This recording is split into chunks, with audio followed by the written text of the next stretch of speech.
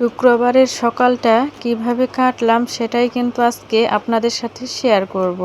Hello everyone, আসসালামু আলাইকুম ইউটিউবের সকল ভাই ও বোনেরা, আশা করছি আপনারা সবাই ভালো আছেন। আলহামদুলিল্লাহ আমিও ভালো আছি, তাই তো চলে আসলাম নতুন একটি ভিডিও নিয়ে। আর এখন কিন্তু সকাল 7টা বাজে। আমি কিন্তু আমাদের বাগানের এই পাশে একটু চলে এসেছি। আমি আর আমার মেয়ে, ক্যামেরায় কিন্তু আমার মেয়ে আছে, আর আমি কিন্তু একটু হাঁটাহাঁটি করতেছি। তো আমি একটু দোকানে যাব ডিম নিয়ে আসার জন্য, আমার মেয়ে আর আমি। তো আমি কিন্তু দোকানের এই পাশেই দাঁড়িয়ে আছি, আর আমার মেয়ে কিন্তু ডিম নিয়ে আসার জন্য দোকানে গেল। তো আমাদের বাড়ির পাশে দোকান, আমার ভাসুরেরই দোকান আছে, সেখান থেকে কিন্তু সে ডিম নিয়ে আসবে। তো আমি এই পাশে দাঁড়িয়ে আছি, আমার মেয়ে কিন্তু গিয়ে 2টা ডিম নিয়ে আসলো। আজকে শুক্রবার, আর সকালে তো কিছু রান্নাবান্না করতে হবে, করে খেতে হবে। আমার হাজব্যান্ড কিন্তু বাজার করবে, ও বাজার করতে কিন্তু অনেকটা দেরি হবে। ও কিন্তু ঘুম থেকে উঠতে অনেকটা দেরি করবে আজকে। ঘুম থেকে উঠবে, খাওয়া দাওয়া করে তারপরে কিন্তু সে বাজারে যাবে। আর প্রতি শুক্রবারই কিন্তু আমরা বাজারটা করি। তো সারা সপ্তাহে কিন্তু শুক্রবারের দিনটাই আমরা একটু ভালোভাবে বাজার করি, আর তারপরে কিন্তু বাকি যে সারা সপ্তাহ আছে তখন কিন্তু আমরা টাকিটুকি বাজার করেই কিন্তু আমাদের সারা সপ্তাহটা চলে যায়। তো আমি কিন্তু ভাত বসিয়ে দিয়েছি রান্না করে। ভাত বসিয়ে দেওয়ার পরে আমি কিন্তু বাইরে যে একটু জায়গা আছে, ফাঁকা জায়গা, যেটাকে আমরা খুলি বলি, তো সেই খুলির মধ্যেই কিন্তু এসে একটু বসে পড়লাম। আমার মেয়ে আবার দোকান থেকে 2টা কেক নিয়ে এসেছে, সে কিন্তু একটা খেলো আর আমাকে একটা দিয়েছে। আমি কিন্তু খুলির মধ্যে বসে আছি আর সেখানে কিন্তু কেকটা খাচ্ছি। কেকটা খেতে খেতেই আমার মেয়ে একটু সাইকেল চালালো। সে বলল, মা এটা একটু ক্যামেরা বন্দি করো। তো আমি কিন্তু ক্যামেরাটা হাতে নিলাম, আর সে কিন্তু সাইকেল চালাচ্ছে, অনেক বেশি আনন্দ। আর আমার ছোট মেয়েটা তো বাইরে একটু খেলাধুলা করতেছে। তো এখন কিন্তু 8:30 বাজে প্রায়, আর আমি কিন্তু ভাত বসিয়ে দেওয়ার পরে আজকে কিন্তু বাইরে এসে বসে আছি। তো তারপরে কিন্তু কিছুক্ষণ বসে থাকলাম, থাকার পরে আমি চলে আসলাম। এসে কিন্তু এখন ভাতটা একটু নেড়ে দিচ্ছি, আর এই ভাতটা হতে কিন্তু অনেকটা সময় লেগে যায়। আর এখন তো কেনা চালের ভাত, এই ভাতগুলো তো এত সহজে হয় না। তো আজকে কিন্তু তেমন তরকারি কাটার অতটাও কিন্তু ঝামেলা নেই সকাল সময়টা। তো দুপুরবেলা আবার রান্না করতে হবে। তো ভাত বসিয়ে দেওয়ার পরে আমি কিন্তু আলু দিয়েছি ভাতের মধ্যে, আলুর ডাল করব। আর চিন্তা করতেছি 2টা ডিম নিয়ে আসি, বাসায় ডিম ছিল না, সেই জন্য কিন্তু আমার মেয়েকে দিয়ে 2টা ডিম নিয়ে আনলাম দোকান থেকে। তো চিন্তা করতেছি একটু আলুর ডাল বানাবো, আর সেখানে কিন্তু 2টা ডিম ভেজে দিব, আর বেগুন আছে, বেগুন চপ করে নেব। এই নিয়েই কিন্তু আমাদের সকালকার খাওয়াটা হয়ে যাবে। তারপর দেখা যাক আমার হাজব্যান্ড কী নিয়ে আসে দুপুরের জন্য, তারপরে কিন্তু সেটাই রান্না করব। আর বন্ধুরা, শুক্রবারের দিনটা আমার এত ব্যস্ততার মধ্যে কেটে যায়, আমি কিন্তু নিজেকে একটুও সময় দিতে পারি না, এত পরিমাণে ব্যস্ত থাকি। সেই সকাল থেকে শুরু করে একেবারে বিকেল পর্যন্ত অনেক পরিমাণে আমি ব্যস্ত হই। ব্যস্ততার সাথে কিন্তু আমার পুরো দিনটাই কেটে যায়, আর কাজ করতে করতে অনেক বেশি ক্লান্তিও লাগে। তো আমি কিন্তু ভাতটা বসিয়ে দিয়েছি, এদিক থেকে তো ভাত হয়ে যাচ্ছে। আমি ডিমটা কিন্তু রেডি করে নিয়েছি, এদিক থেকে ডিমটা আমি রেডি করে নিয়েছি। তো পেঁয়াজ মরিচ কেটে নিলাম, নেওয়ার পরে কিন্তু আমি হাত দিয়ে একটু কুচিয়ে নিলাম। কুচিয়ে নেওয়ার পরে আমি ডিম দুটা কিন্তু এখানে ভেঙে দিলাম। দেওয়ার পরে আমি কিন্তু একটু কাঁটা চামচ দিয়ে সেটাকে একটু ঘুলিয়ে নিব, নিয়ে কিন্তু রেখে দেব। সারা সপ্তাহে যদিও ভালো মন্দ খেতে না পারি, কিন্তু এই একটা দিন, শুক্রবারের দিনটা, আমরা কিন্তু একটু ভালো মন্দ খাই। তো যতটুকু আমাদের সামর্থ্য হয়, সৃষ্টিকর্তা যতটুকু রেজেকে আমাদের রাখেন ততটুকুই কিন্তু আমরা করতে পারি। তো শুক্রবারের দিনটা আমাদের কিন্তু অনেক সুন্দরভাবে কাটে। তো আমার হাজব্যান্ডও সেদিন কিন্তু বাসায় থাকে। তো তারপরে কিন্তু আমি ভাতগুলো মার পাশে নিয়েছি, আর এদিক দিয়ে কিন্তু আমি ডিমটা ভেজে নিচ্ছি। ডিমটা ভেজে নেওয়ার পরে আমি কিন্তু এখানে ডালটা রান্না করব। আসলে আলুর ডাল আর ডিম খেতে কিন্তু আমার কাছে অনেক বেশি ভালো লাগে।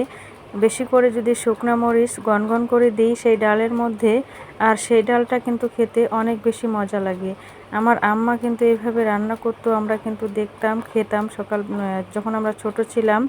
তো আসলে অনেক বেশি ভালো লাগতো আলুর ডাল, গোটা গোটা ডিম, আর হচ্ছে আলুর ডাল ডিম ভেজে দিয়েও, সেটাও কিন্তু অনেক পরিমাণে মজা লাগে।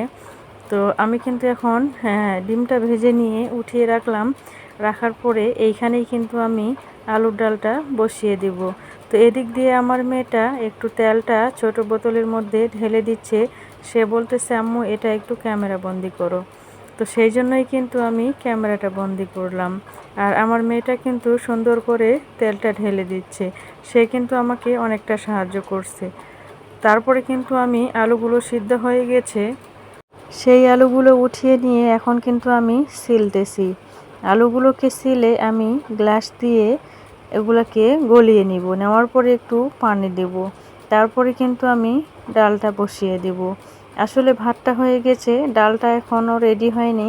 সেই জন্য কিন্তু চুলাটা কিন্তু এখনও মানে ফ্রি হয়ে আছে। তো এখন কিন্তু আলুগুলো আমি একে একে সিলে নিলাম। নেওয়ার পরে এখন গ্লাস দিয়ে কিন্তু আমি এগুলোকে গুঁড়ো করে নিচ্ছি। তো আসলে আমরা কিন্তু আলু ভর্তাটাও এইভাবেই বানাই। এভাবে আলু ভর্তাটা করলেও কিন্তু ভালো লাগে। তো আমি কিন্তু আলুগুলো খুব সুন্দরভাবে গ্লাস দিয়ে আমি কিন্তু গলিয়ে নিচ্ছি। নেওয়ার পরে একটু পানি দিব। তারপরে কিন্তু আমি আবার কড়াইটা চুলার মধ্যে দিয়ে আমি কিন্তু ডালটা রান্না করে দেব। আসলে সব কিছু কিন্তু ক্যামেরাবন্দি করা যায় না। আসলে ক্যামেরাবন্দি করলে প্রতিটা কাজে যদি ক্যামেরাবন্দি করি, সেখানে কিন্তু আমাদের অনেকটা বেশি সময় লেগে যায়। সেই জন্য আমরা যতটুকু পারি ততটুকুই কিন্তু আমরা করি।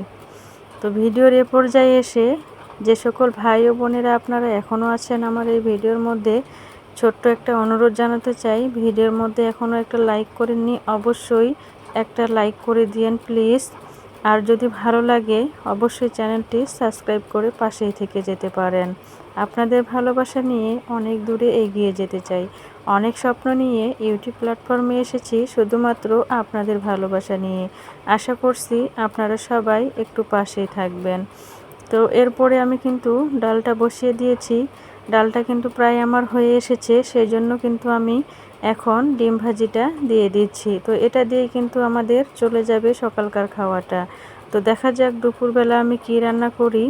তারপরে কিন্তু আমার রান্নাবান্না হয়ে গেছে। তো আলুর ডাল ডিম তো রান্না করলাম, আর এর ফাঁকে কিন্তু একটা বেগুন চপ করে নিয়েছি, সেটা কিন্তু আপনাদের সাথে শেয়ার করিনি। আর আমার শ্বশুর এদিক দিয়ে কিন্তু অনেক বেশি ক্ষুধা লাগছে ওনাকে। তো উনি ভাত খাবে, আমি কিন্তু তাড়াহুড়া করে ভাত খুলে দিয়েছি। ভাত খুলে দেওয়ার পরে এদিক থেকে কিন্তু আমি তরকারিটা উঠাচ্ছি। তো আমার মেয়েকে বললাম যে তুমি তাড়াতাড়ি তোমার দাদুকে সব কিছু পানি নিয়ে যাও, আর আমি খাবারগুলো উঠিয়ে দিচ্ছি, এগুলো কিন্তু দিয়ে আসো। তোমার দাদু আগে খাক, তারপরে আমরা খাবো। তো আমার মেয়েও কিন্তু অনেকটা আজকে আমাকে সহযোগিতা করলো। সে কিন্তু তার দাদুকে ভাত তরকারি যা কিছু লাগে পানি সব কিছু কিন্তু সে দিয়ে আসলো। তারপরে কিন্তু আমার শ্বশুর খাওয়া দাওয়া শেষ করলো। শেষ করার পরে কিন্তু আমি বাচ্চাদেরকে খাওয়াইলাম। তো সেটা কিন্তু আর ক্যামেরা বন্দি করি নেই। আমার বড় মেয়ে খেলো, তারপর আমি খেলাম। তো আমি খাওয়ার পরে আমি তো একটা গ্যাসের ওষুধ খেয়ে নিয়েছি। গ্যাসের ওষুধটা খাওয়ার পরে কিছুক্ষণ অপেক্ষা করলাম। অপেক্ষা করার পরে আমিও কিন্তু এখন ভাত নিয়ে নিলাম। আর আমার হাজব্যান্ড তো এখনও ঘুম থেকেই ওঠেনি। ওর জন্য থাকলে পেটে কিন্তু অনেক বেশি ক্ষুধা লাগবে, সেই জন্য ওর জন্য আমি থাকি না। ও কখন উঠবে না উঠবে তার কোনো ঠিক নেই। আবার ঘুম থেকে উঠবে, ব্রাশ করবে, গোসল করবে, ওর ফ্রেশ হতেই 1-2 ঘন্টা লেগে যাবে। সেই জন্য কিন্তু ওর জন্য বসে থাকি না। তো আমি কিন্তু ভাতটা নিয়ে নিলাম। আসলে অনেক বেশি ক্ষুধা লেগে গেছে, সেই জন্য কিন্তু আমি বসে পড়লাম গরম গরম খাওয়ার জন্য। আসলে গরম গরম ভাত তরকারি খেতে এত বেশি মজা লাগে আমার কাছে, অনেক বেশি। কার কার এইরকম গরম ভাত তরকারি খেতে অনেক বেশি মজা লাগে অবশ্যই জানাবেন। আমি কিন্তু ঠান্ডা খাবার খেতে খুব একটা পছন্দ করি না। আমি আর আমার ছোট মেয়ে আমরা দুজনে কিন্তু গরম খাবার বেশি পছন্দ করি। তো আমার কিন্তু খাওয়া দাওয়া হয়ে গেছে। এখন কিন্তু ভাত তরকারিগুলো এগুলো আমি ঘরের মধ্যে নিয়ে যাব। নিয়ে গিয়ে একটু ফ্যানের তলে রেস্ট করব। তো সবাই ভালো থাকবেন। আল্লাহ হাফেজ।